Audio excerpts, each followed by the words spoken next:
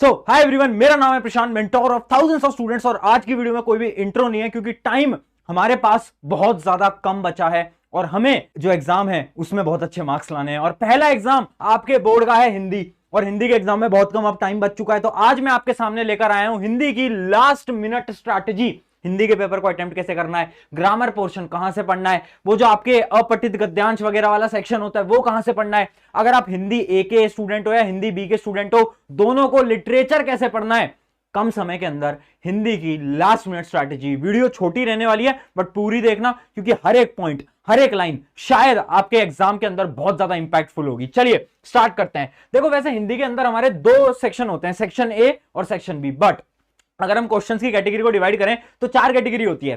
सबसे पहली कैटेगरी होती है पैसेज की, वही वाले पैसेज जो कि पठित या फिर अपठित गद्यांश वगैरह होते हैं आपके, वो वाले। दूसरे होते हैं आपका ग्रामर, और ग्रामर तो सबसे आसान होते हैं और इसके अंदर आपके सबसे ज्यादा नंबर आने वाले हैं, अभी बताऊंगा कैसे। तो अगली चीज होती है राइटिंग, राइटिंग सेक्शन जिसके अंदर आपका ईमेल लेखन, बहुत सारी चीजें होती हैं। और उसके अलावा लिटरेचर, हिंदी ए हिंदी बी, जो अलग अलग अपने सब्जेक्ट्स हैं उन दोनों के लिए जो किताबें हैं वो डिफरेंट है। इन चारों चीजों को कैसे अटेम्प्ट करना है, कैसे पढ़ना है, पूरी डिटेल में बात कर रहे हैं। स्टार्ट करते हैं सबसे पहले पैसेज प्रैक्टिस। और यहां पर ऊपर लिखा भी हुआ है महत्वपूर्ण, मतलब बहुत ज्यादा इंपॉर्टेंट। देखो, मैं इतने सारे स्टूडेंट से बात करता हूं हर साल, हिंदी में नंबर कहां करते हैं, ग्रामर में नहीं करते, लिटरेचर में नहीं करते, राइटिंग सेक्शन में नहीं करते, पता है कहां करते हैं, यहां पर पैसेज में।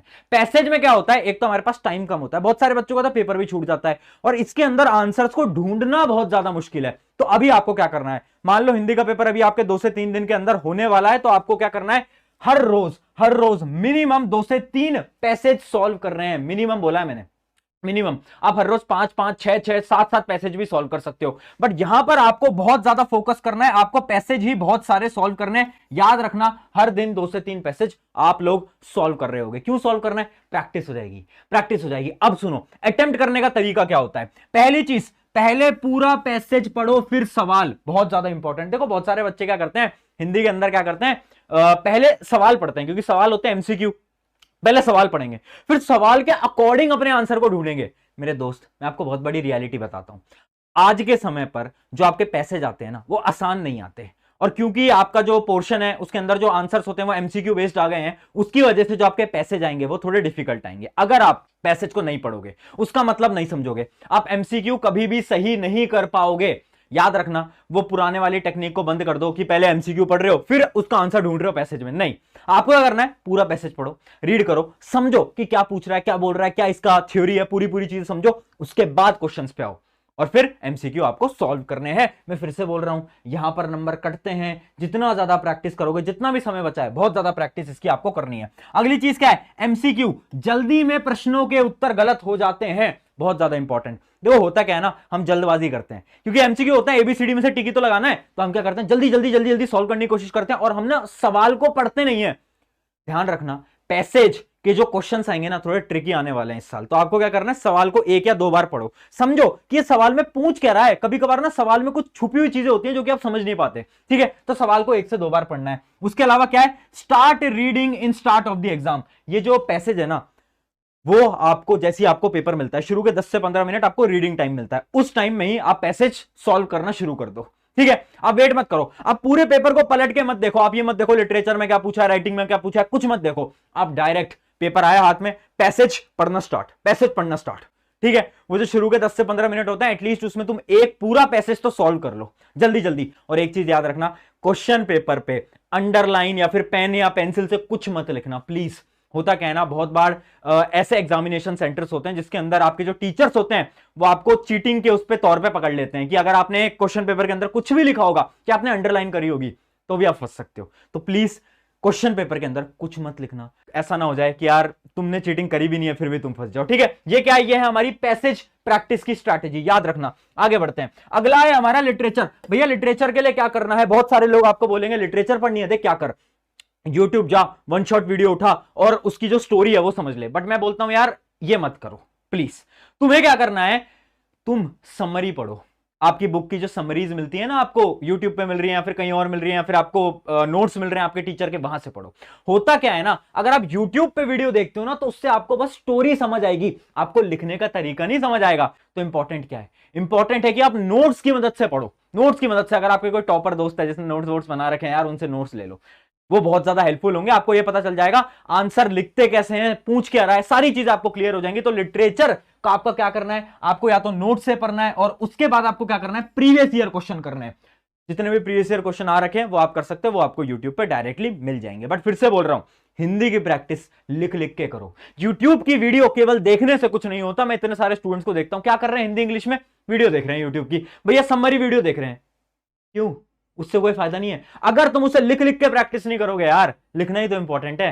हिंदी आती सबको है, बोलते तो हम सब हैं, बट हमें लिखना नहीं आता। लिखना इंपॉर्टेंट है। अगली चीज देखते हैं, सेम बुक वाले आंसर तो बिल्कुल मत लिखना, बहुत ज्यादा इंपॉर्टेंट। हम क्या करते हैं ना, हम रट के जाते हैं, हम याद करके जाते हैं, है ना। जो आंसर हमें स्कूल टीचर ने बताए थे हम सारे के सारे याद करके जाते हैं। एग्जाम में सवाल आया, हमने वही same to same line by line copy paste कर दिया।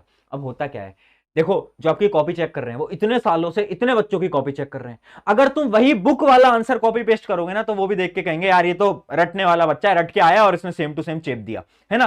तो समझो, आंसर को थोड़ा बहुत अपनी भाषा में लिखने की कोशिश क्या करो। अगली स्ट्रैटेजी क्या है, अगली है शुरुआत अच्छी करना, बहुत ज्यादा इंपॉर्टेंट। देखो लिटरेचर के जो आपके आंसर्स हैं उनकी जो स्टार्टिंग की लाइन होती है उनको बहुत अच्छा बनाया करो। First impression is the last impression. अगर आपने लिटरेचर के जो सेक्शन की पहली एक दो लाइनें गंदी लिख दी, बहुत बेकार लिख दी, मैं आपको गारंटी से बोल रहा हूं टीचर आपका आंसर नहीं पढ़ेंगे, कट मारेंगे, जीरो देंगे, आगे बढ़ जाएंगे। पहली की एक दो लाइन बहुत इंपॉर्टेंट। और अगर आपने पहली एक दो लाइन अच्छी लिखी और बाकी पूरा आंसर बेकार है तो भी नंबर मिल जाएंगे। पहली की एक दो लाइन बहुत इंपॉर्टेंट है। अगली ये क्या है, अगली स्ट्रैटेजी है कुछ शब्द याद रखो। देखो लिटरेचर सेक्शन में जो भी आपकी बुक आ रही है, जैसे कि हिंदी भी वालों की स्पर्श किताब आ रही है, तो उसमें ना आप हर चैप्टर के एक दो शब्द याद रखो, कुछ इंपॉर्टेंट वर्ड्स, इंपॉर्टेंट कीवर्ड्स। अब अगर उस चैप्टर का आंसर आता है, अगर आप उस वर्ड को जो कि हिंदी का एक इंपॉर्टेंट वर्ड है उसको लगाकर आते हो ना अपने आंसर में, तो टीचर को लगेगा कि यार इसको तो वर्ड आता है, यार ये तो बड़ा इंटेलिजेंट है। उससे क्या होगा, इंप्रेशन अच्छा पड़ेगा। ये बहुत ज्यादा इंपॉर्टेंट स्ट्रैटेजी है। कभी भी आप ना किसी भी टॉपर की आंसर शीट उठाना, लिटरेचर सेक्शन को देखना, आप देखोगे उन्होंने ना हर आंसर में कुछ इंपॉर्टेंट कीवर्ड्स लिख रखे हैं। इंपॉर्टेंट कीवर्ड्स मतलब कुछ ऐसे शब्द लिख रखे हैं जो कि बहुत ज्यादा इंपॉर्टेंट है।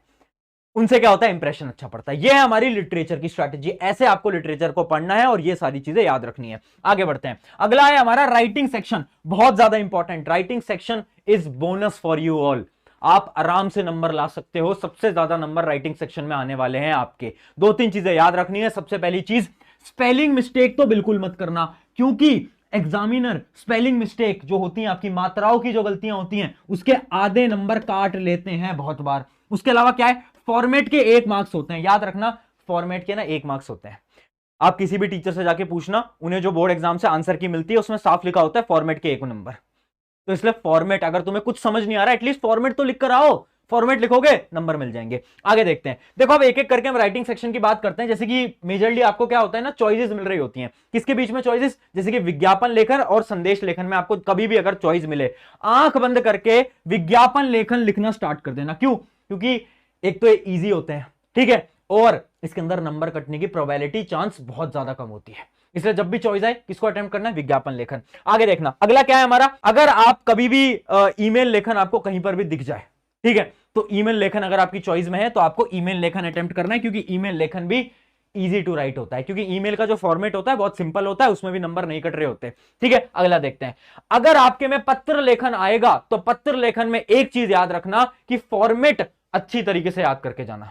पत्र लेखन में 1 नंबर फॉर्मेट के होते हैं, अगर गलत करा पूरे के पूरे आपका पत्र गलत हो जाएगा। ठीक है, और बहुत ज्यादा स्कोरिंग पार्ट भी होता है। आगे देखते हैं, अगला आता है आपका अनुच्छेद लेखन। देखो अनुच्छेद लेखन जो कि आपका पैराग्राफ होता है, उसमें ना एक चीज याद रखना, आप जो भी लिखने का सोच रहे हो ना, अपनी नोटबुक के लास्ट पेज पे उसके पॉइंट्स बना लो। जैसे यहां पर लिखा भी हुआ है, क्या लिख रखा है, पॉइंट्स बना लो। जो आपका लास्ट पेज है उसमें ऐसे छोटे छोटे पॉइंट्स बना लो कि ये 4 पॉइंट्स के बारे में मैं बात करने वाला हूं या करने वाली हूं। उससे क्या होगा, अब आप ना वो काटा पीटी नहीं करोगे। हम क्या करते हैं, हम लिखना शुरू करते हैं, एक वर्ड हमें समझ नहीं आता, काट देते हैं, पूरा आंसर काट देते हैं, वापस से लिखना शुरू करते हैं। ऐसा मत करो।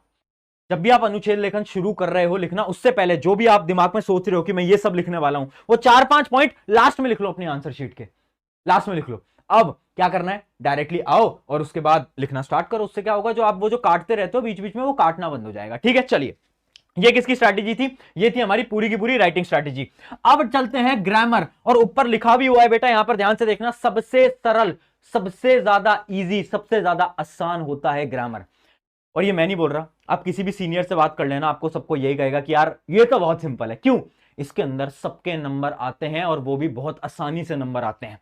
इसके लिए आपको ज्यादा दिमाग नहीं लगाना है। अगर आपने अभी तक ग्रामर नहीं करी है कोई दिक्कत नहीं है, 1 से 2 दिन के अंदर भी पूरी ग्रामर पढ़ी जा सकती है। कैसे? यूट्यूब से। यूट्यूब पे आप सर्च करना, मैं आपको लिंक भी दे दूंगा डिस्क्रिप्शन में, ग्रामर वन शॉट हिंदी। आप डालोगे, आपको कुछ वीडियोस मिलेंगे 1 घंटे की, 1.5 घंटे की, आप डायरेक्टली देखना, सारी की सारी ग्रामर की आपकी एक बार में प्रैक्टिस हो जाएगी। उसके बाद आपको पढ़ने की जरूरत ही नहीं पड़नी, और वहीं से ही ग्रामर आती है। ठीक है, वहीं से ग्रामर आती है। और ग्रामर का देखो एमसीक्यू सवाल आने वाले हैं और इतना ज्यादा वेटेज भी नहीं है, तो आप ना आराम से कर सकते हो। ग्रामर बहुत सिंपल है, सबसे आसान आती है। देखो इंग्लिश ग्रामर थोड़ी टफ आती है मैं मानता हूं, बट हिंदी का जो पेपर होता है इसकी ग्रामर बहुत सिंपल आती है। आप आराम से कर जाओगे, आप पढ़ोगे सेंटेंस आपको समझ आ जाएगा। ठीक है, तो थोड़ी बहुत प्रैक्टिस उसकी कर सकते हो आप। ये हो गई हमारी ग्रामर की स्ट्रैटेजी। अब कुछ 1 to 1 टिप ध्यान से सुन लेना, कुछ इंपॉर्टेंट चीजें बता रहा हूं। पहली चीज, मात्राएं चेक करना। आप जैसे ही अपने पेपर को खत्म करो उसके बाद क्या करना है आपको ना मात्राओं को चेक करना है। आपको चेक करना है कि भाई मैंने कहीं गलती तो नहीं कर दी, मैंने ई की मात्रा, ओ की मात्रा मैंने कहीं गलत तो नहीं लगा दी। उससे क्या होता है, एग्जामिनर जब आपका आंसर देख रहा है और उन्हें ऐसा लग रहा है कि यार इस बच्चे को तो मात्रा ही नहीं आती, क्या बेवकूफ है, वो कहीं ना कहीं आपके नंबर कम देगा। ठीक है, इसलिए मात्राओं की तो गलती नहीं करनी। अगली चीज क्या है, इंपॉर्टेंट पॉइंट्स को अंडरलाइन करो। एग्जाम जैसे ही तुम लिखना खत्म कर दो, अपने एग्जाम पेपर को जब तुम रिवाइज करते हो, क्या करो, लिटरेचर सेक्शन में जितने भी इंपॉर्टेंट आपके पॉइंट्स हैं उनको अंडरलाइन कर देना पेंसिल से। उससे क्या होगा, ये आपको मैं बता चुका हूं, अंडरलाइन स्ट्रैटेजी इसको हम कहते हैं। टीचर आपके वो इंपॉर्टेंट पॉइंट्स को देखेंगे और उधर ही टिक लगाएंगे और आपको नंबर दे देंगे, वो पूरा आंसर ही नहीं पढ़ेंगे आपका। ठीक है, इंपॉर्टेंट पॉइंट्स को अंडरलाइन कर देना। अगला क्या है, राइटिंग सेक्शन का फॉर्मेट जरूर याद रखना। और लास्ट है, एमसीक्यू की प्रैक्टिस करो। देखो आपके जो 40 मार्क्स का पेपर है वो एमसीक्यू का आएगा, ये आप सबको पता है। मतलब 40 एमसीक्यू का आने वाला है यार, इतना बड़ा वेटेज है एमसीक्यू का। एमसीक्यू जितने प्रैक्टिस कर सकते हो करो, स्पेशली पैसेज वाला जो होता है हमारा, जितने प्रैक्टिस कर सकते हो एमसीक्यू करो। ठीक है, क्योंकि एमसीक्यू में क्या होता है ना, बच्चों को लगता है एमसीक्यू ही तो है, निकाल लेंगे, बट क्वेश्चंस टफ आएंगे। मैं फिर से बोल रहा हूं, जो पैसेज का पोर्शन है वो टफ आएगा। प्लीज एमसीक्यू की जितनी ज्यादा प्रैक्टिस कर सकते हो करो। ये थी हमारी हिंदी की स्ट्रैटेजी, एंड यहीं पर ही मैं आपको बोलता हूं all the best for your exams. मुझे पता है तुम फोड़ के आने वाले हो, और आज कमेंट कर देना हिंदी फोड़ेंगे। ठीक है, और सारे सब्जेक्ट्स की लास्ट मिनट स्ट्रैटेजी आपको यहां पर मिलने वाली है। हिंदी के पेपर के बाद इंग्लिश की मिलेगी, इंग्लिश के बाद साइंस की मिलेगी, आगे मिलते रहेंगे। साइंस में तो हम एक बड़ा ही सरप्राइज भी लाने वाले हैं। सरप्राइज क्या है बता दूं, सरप्राइज है आपकी मैराथन। 3 दिन का जो गैप है, पूरी साइंस एक बार